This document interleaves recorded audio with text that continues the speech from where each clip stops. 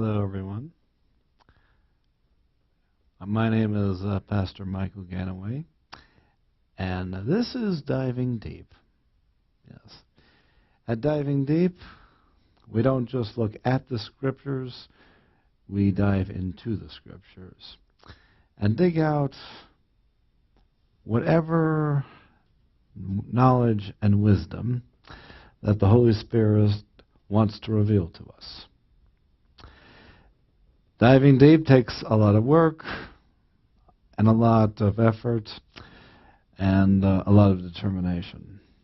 But when you search for understanding and knowledge and wisdom as if it were silver or precious stones, God the Father will reveal it to you. That's what He promises in Proverbs chapter 2. Now, today we are going to dive deep into the Sermon on the Mount. That's something I'm sure all of you are familiar with. It covers 3 chapters in the book of Matthew, chapters 5, 6, and 7. It's a very famous passage of the Bible. Even non-believers are familiar with it. But do we truly understand what Jesus is trying to say? Well, we're going to find out over the course of several episodes of Diving Deep. Let's first start with an introduction to the Sermon on the Mount. It's not about rules. No, Jesus is not giving us bullet points that we are to follow as if they were instructions. No, this is not about following rules. This is about character. You know, when God the Father wrote the 10 Commandments on stone tablets with his finger, He wasn't merely writing rules. No, He was revealing His character to Israel.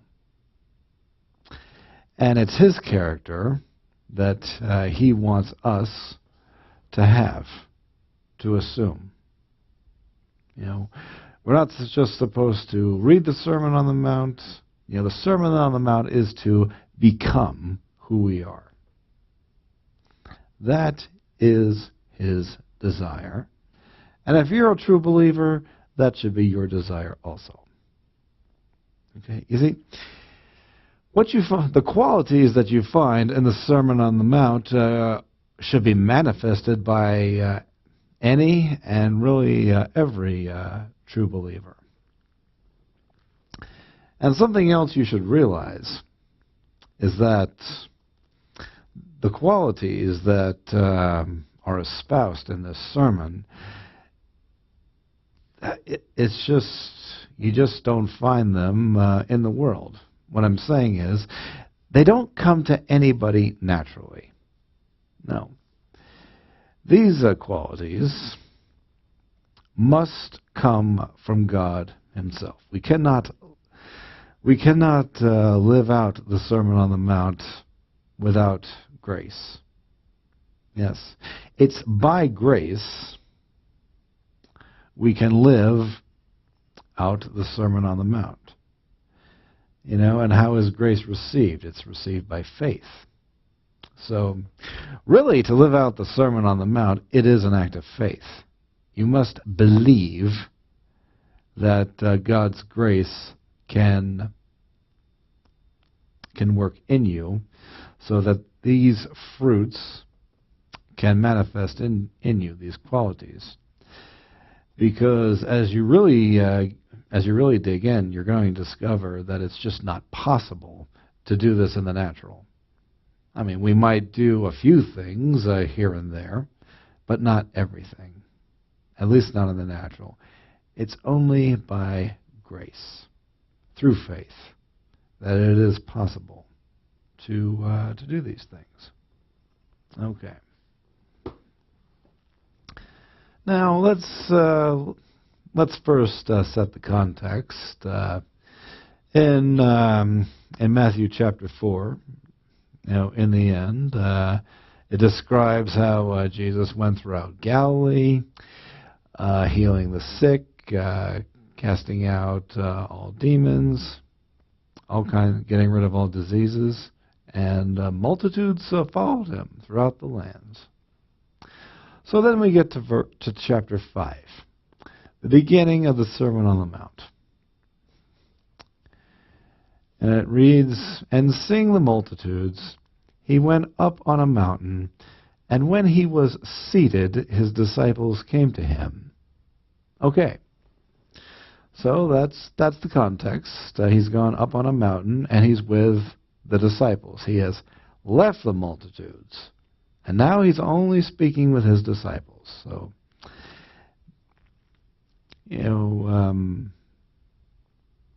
you'd think if he was having to go up on a mountain to preach, it would be because there were multitudes to speak to, and everybody needed to see them. He had to stand above the crowd. That's what I thought for a long time, until I actually read the scriptures and I realized, oh, it's just his disciples. Now, it doesn't. Now, the scripture doesn't say how tall this mountain was. And it could just have been at the base of a mountain. Could have been a small mountain. It might have only just been a hill. I mean, we can't say for certain. But regardless, it is taking place on something that's elevated. Okay. Then verse 2. "Then he opened his mouth and taught them, saying." And from there, we move into the Beatitudes. What are the Beatitudes? Well, these are characteristics that true believers should be manifesting. And as I said before, these characteristics go against our natural tendencies, and therefore must be produced by grace. Yeah. Really, to live out the Sermon on the Mount, we must first admit that we can't do it on our own. We are powerless. And it's through that humility that God gives us grace. God opposes the proud, but gives grace to the humble. And through the grace that God gives us, we can live this out. Okay. Now, before I dive into the Beatitudes, I want to give credit where it's due. A number of points that I'm going to make are found in a resource called Studies in the Sermon on the Mount by D. Martin Lloyd James. Just want to give credit to where it's due. So let's start. Verse 3. "Blessed are the poor in spirit, for theirs is the kingdom of heaven." Okay. The kingdom of heaven belongs to those who are poor in spirit. Blessed are they. Well, who are the poor in spirit? Well, these are the people that have just come to the end of themselves. Yeah, here in this world, things like self-confidence, self-reliance, and pride are not only preached, but they are valued. You should strive to become confident and self-reliant, depending on nobody, only upon yourself. Pride? Oh yeah, the world preaches pride. How we should create a life that we are proud of, that other people are proud of. Now you want everybody to be proud of you. Well, Jesus Well, yet God says, you know, that He opposes the proud. Because, you see, we are to become dependent on Him. Yeah. We aren't supposed to be dependent on ourselves. We are to be dependent on Him. I mean, I am quite certain He agrees that we shouldn't be dependent on others to do everything for us. Yes, that's called being a leech, and that's something God does oppose, being a leech. But rather than being dependent on others to do the things we need, we are to depend on God. So, and He does the things we need to do through us. We, of course, need to be in compliance with Him. You know, we have to choose to take responsibility and do what we're supposed to do. But we have to rely upon the grace of God to do it. In any case, the poor in spirit are the ones who finally say to themselves, I can no longer do this myself. I can't do it on my own. And therefore, they cry out to God to come and save them, to rescue them. And it's in that humility that He shows up. He arrives, ready to give you His grace. And through His grace, we are saved. And through salvation, the kingdom of heaven is ours. But it first begins when you finally declare that, as Paul said, apart from God, I can do nothing. Let me reference a verse here. Let's go to the book of Psalms. Psalms 51, verse 17. I'll read that to you. It says, the sacrifices of God are a broken spirit, a broken and contrite heart. These, O God, you will not despise. Those are the sacrifices of God, a broken spirit and a broken heart. It's in our brokenness, you know, that we are saved, that God is able to make us into our image. Because our earthly natural image has been broken. And therefore, by the grace of God, we are restored into His image. So those are the poor in spirit. All right.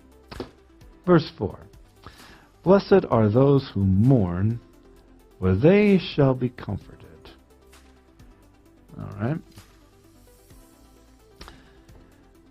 Doesn't say, blessed are those who are happy, for they shall be comforted. No, it's those who are mourn.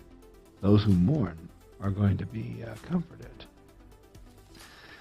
The world tells us to seek happiness.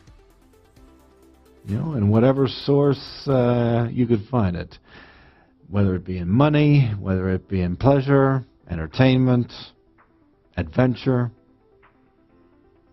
food. Yeah. People do eat to be happy. You know, and there's sex. All kinds of stuff. But as we all know, happiness is just fleeting. It eventually ends at some point. And then we have to pursue the next thing, you know, to make us happy again.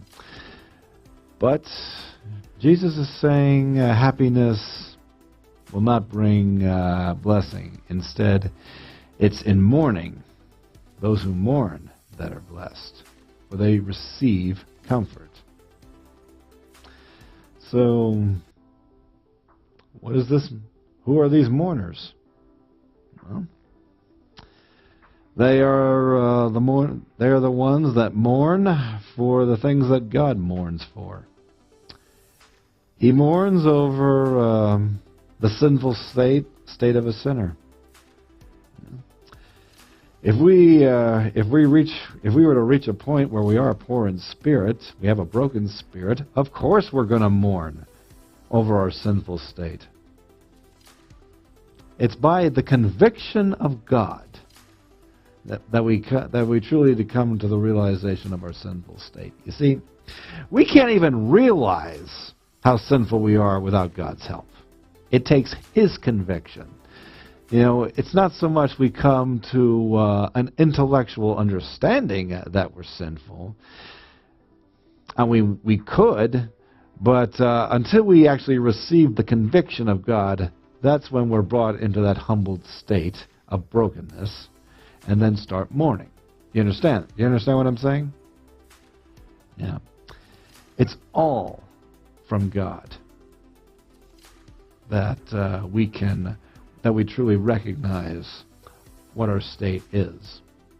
But with that mourning comes the blessing, for they shall be comforted.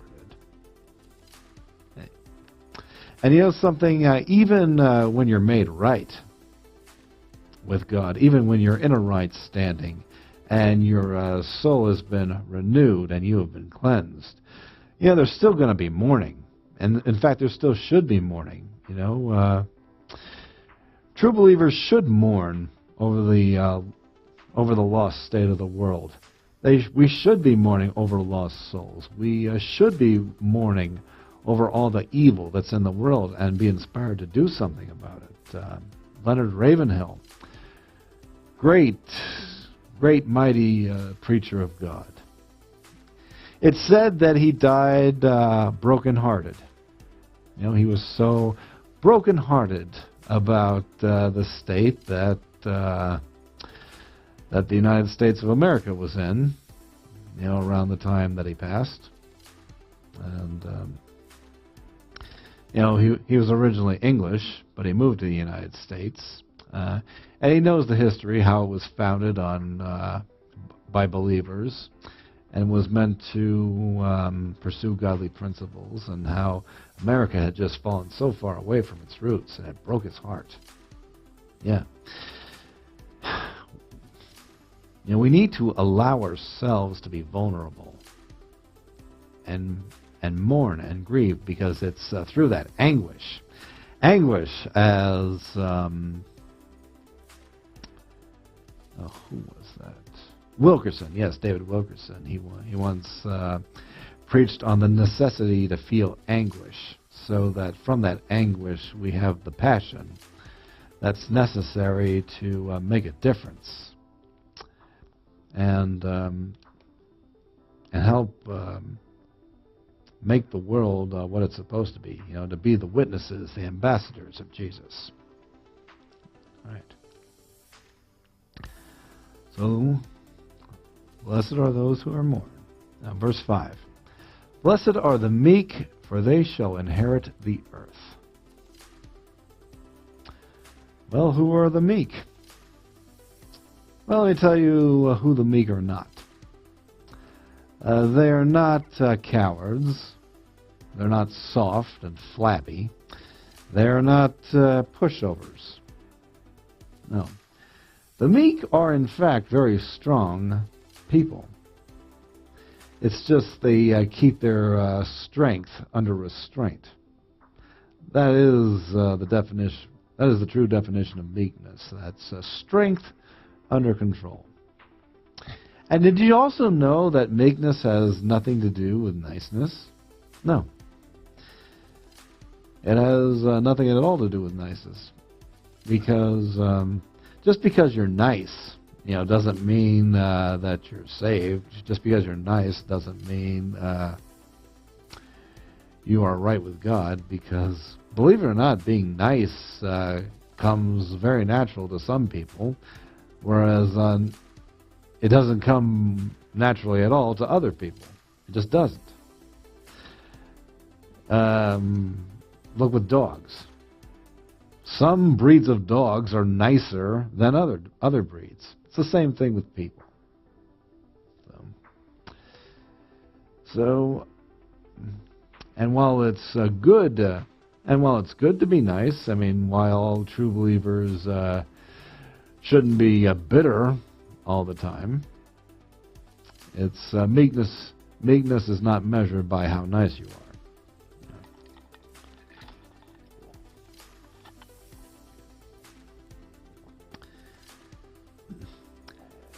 Furthermore, the meek are not folks who compromise for the sake of peace. You know, they don't allow certain things to happen, things that they know are wrong, but they tolerate them just not to make other people angry. That's not what the meek do. Furthermore, the meek are not prideful, and they're not out seeking glory. You know, they're not out there declaring their rights. You know, I have a right to this, and I have a right to that. Jesus was a meek man, and he displayed these characteristics by not declaring his rights. In fact, he gave up every right he had in heaven to come to earth and be the Messiah. You know, he gave up his right to live like God in heaven. Instead, he lived, a life of hardship, dependent upon the charity of others. He gave up the right to act like God.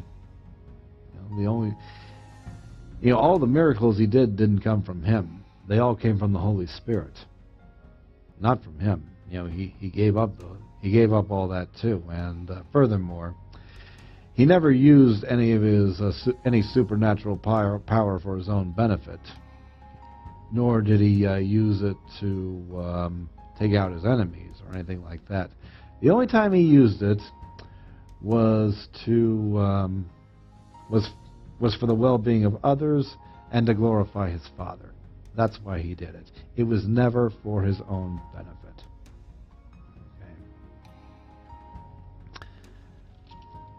The meek also don't wallow in self-pity. You know, they don't feel sorry for themselves. They don't sit around, contemplating how badly they were treated, and just what morally superior people they are because they've endured it. You know? No. They simply accept what's happened to them, and they move on. They don't wallow in pity, nor do they go around trying to garner sympathy from other people. That's not what the meek do. Yes, the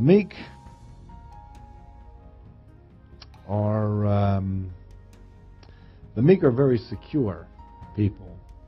They are secure simply in how God feels about them. They are secure in who they are with Him, and they are secure in God's love and acceptance of them. And the meek are so secure in how God thinks about them, so secure in God's love for them that they don't care what other people think about them.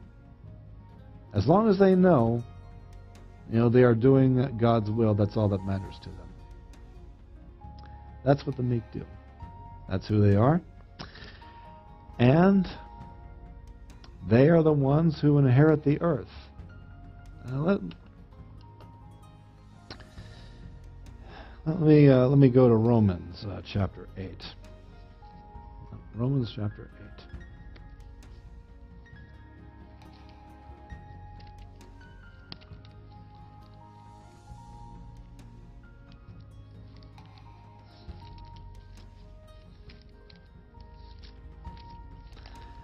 Romans chapter 8, starting in verse 16.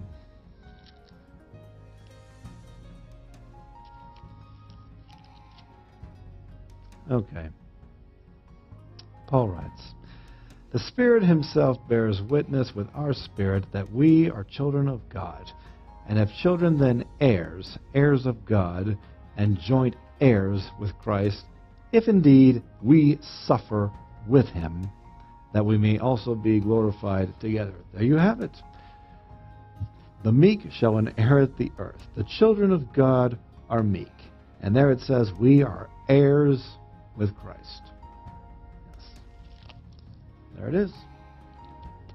All right. Back to Matthew chapter 5. Matthew chapter 5, verse 6.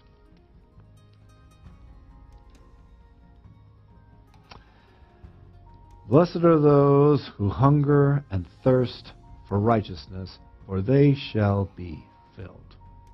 Well, what I said earlier at the start of this show, I referenced Proverbs chapter 2. Those who search for the knowledge and the wisdom of God as if it were silver and precious stones will find it. Those are the things of God, as is righteousness. Righteousness is of God. And if you're hungry for it and you're thirsting for it, you're going to go after it. You're going to search for it. You of course, if you're truly hungry and thirsty, you're going to want food and water more than you want riches and money, because those things aren't going to satisfy your hunger and thirst. Yeah. You are going to desire righteousness. Now, the world does not desire righteousness. No. Because the world does not desire the things of God. They desire the things of the flesh. Therefore, the world does not pursue righteousness. They pursue pleasures. They pursue fleeting emotions. They pursue riches. They pursue selfish things. They don't care about righteousness, just as long as they get their fleshly needs, desires. In fact, those who pursue righteousness are mocked and laughed at, because the world is rebellious by nature. And though the folks of the world laugh and make fun of anybody who wants to pursue righteousness, because to them there's no fun in righteousness. To them, righteous people, they don't know how to have fun, and they think, what foolishness it is to pursue things that aren't any fun. But little do they realize that when you pursue righteousness and desire the things of God, you get to know God. And you get to ultimately have intimacy with God. And there is no greater experience than to know the Creator. To know Him, to be close to Him. Have intimacy with Him. And it's important to remember, it's not possible to be righteous without the grace of God. We try to be righteous on our own, all we get are filthy rags. That's what our righteousness is to God, just filthy rags. True righteousness comes from Him. And just how do you obtain this righteousness? Well, being poor in spirit, being broken before Him. And when you cry out to God and say, take my life, purify it, save it. That's where the righteousness of God comes in. And once you have that, you are filled. You are satisfied. The things that you turn to fill this void in your soul, the things of the world, will not. And they never satisfied you? Well, the righteousness of God will fill you up, and you're satisfied. All right? Well, we're running out of time, so we'll wrap up part 1 there. And join us next time for part 2. Thank you.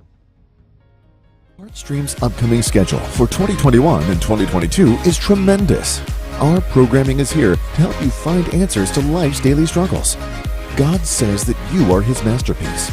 Let our video and live content mold you into the person that God created you to be. There is no better time than right now.